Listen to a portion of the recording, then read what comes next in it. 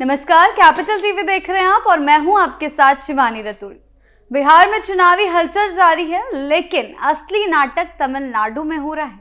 यहाँ जो भी हो रहा है वो केवल राज्य की सत्ता का फैसला नहीं करेगा, बल्कि भारत की राजनीति, सामाजिक ताने बाने और देश की एकता पर भी गहरा असर डालेगा, ये तय है।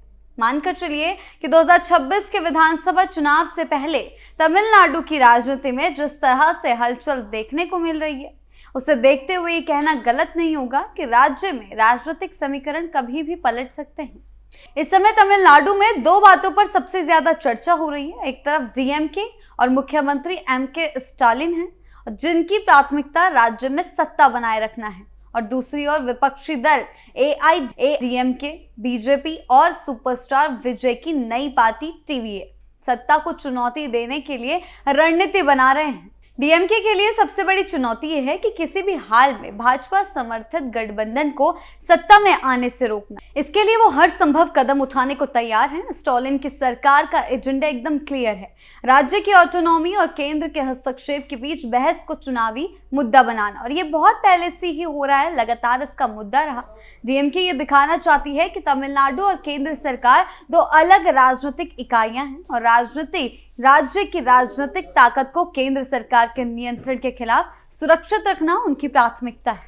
डीएमके का ये कदम रणनीतिक दृष्टि से समझा जा सकता है, लेकिन अगर ऐसे सोचें तो ये बेतुका है और बस राज्य के लोगों को भ्रम में रखने जैसा है। वो जानती है कि राज्य में युवा मतदाता और शहरों की मध्यम वर्गीय आबादी केंद्र सरकार के अधिकारों और भाषाई मुद्दों के प्रति संवेदनशील है।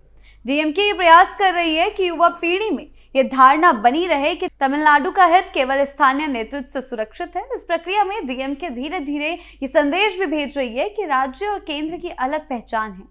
हालांकि इस रणनीति के पीछे एक गंभीर मुद्दा छुपा हुआ है।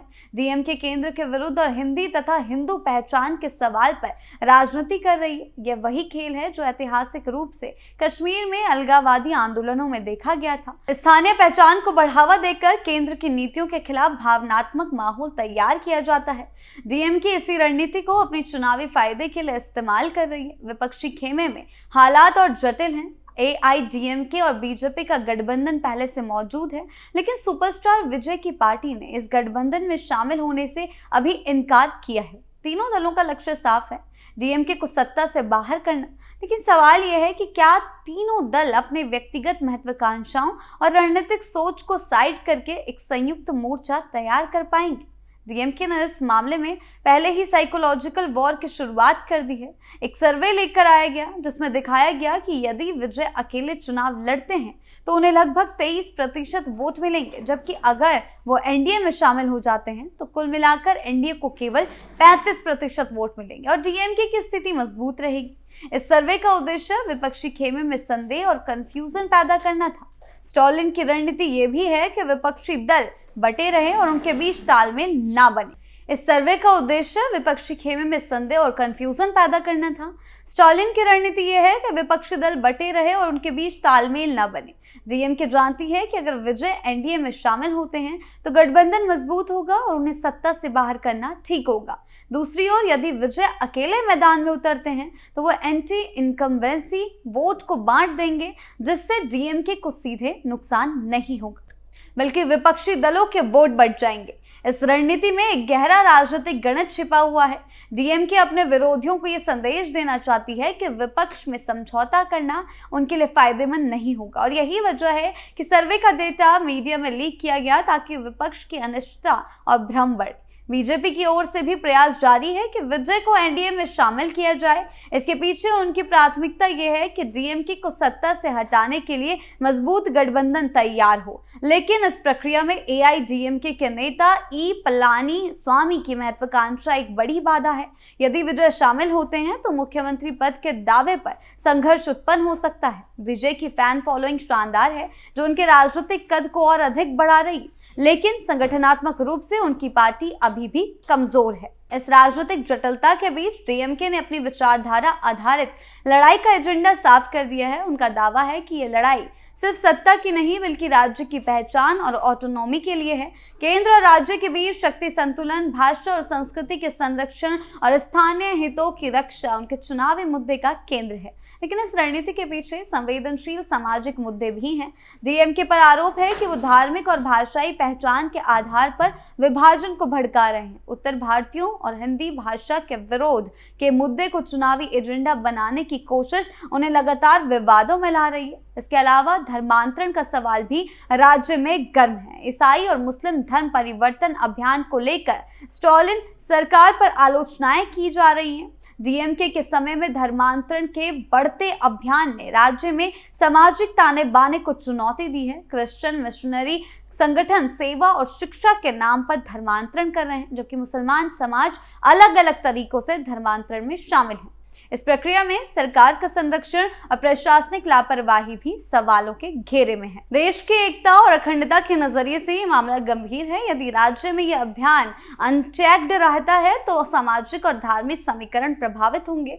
भारत की केंद्र सरकार और नागरिक समाज के लिए चुनौती सिर्फ तमिलनाडु तक सीमित नहीं है, बल्कि पूरे देश में सांप्रदायिक और सांस्कृतिक संतुलन को प्रभावित कर सकती है। विपक्षी खेमे में एआईएडीएमके और बीजेपी का गठबंधन अभी तक स्थिर नहीं हो पाया है। विजय की पार्टी के शामिल होने पर मुख्यमंत्री पद की दावेदारी, संगठनात्मक दबाव और रणनीतिक असहमति चुनौती बने हुए हैं।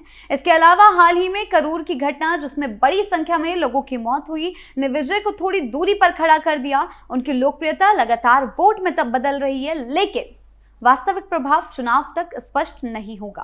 बीजेपी और केंद्रीय नेतृत्व की प्राथमिकता साफ है और वो है डीएमके को सत्ता से हटाना। इसके लिए वो एआईडीएमके विजय की पार्टी और अपने संगठनात्मक संसाधनों का इस्तेमाल करने को तैयार हैं। लेकिन तमिलनाडु की राजनीतिक वास्तविकता इतनी जटिल है कि केवल बाहरी समर्थन से सत्ता परिवर्तन आसान नहीं होगा। स्थानीय दलों की महत्वाकांक्षा, गठबंधन की शर्तें और वोटर बेस की प्रतिक्रिया निर्णायक भूमिका निभाएगी। डीएमके की चुनौती भी कम नहीं है। केंद्र के विरोध और स्थानीय मुद्दों को जोड़कर जनता में भावनात्मक माहौल बनाना उनके लिए आसान नहीं होगा। विरोधी दलों की रणनीति, नए वोटर डायनामिक्स और सामाजिक सांस्कृतिक मुद्दों की संवेदनशीलता उनके चुनावी नतीजों को प्रभावित कर सकती है। इसके बावजूद तमिलनाडु में 2026 का विधानसभा चुनाव एक बड़ा बदलाव लेकर आने वाला है। दो नई राजनीतिक ताकतें, बीजेपी और विजय की पार्टी, राज्य में निर्णायक भूमिका निभाने को तैयार हैं। डीएमके के लिए ये एक गंभीर परीक्षा होगी कि वो अपने विचारधारा आधारित चुनावी रणनीति के जरिए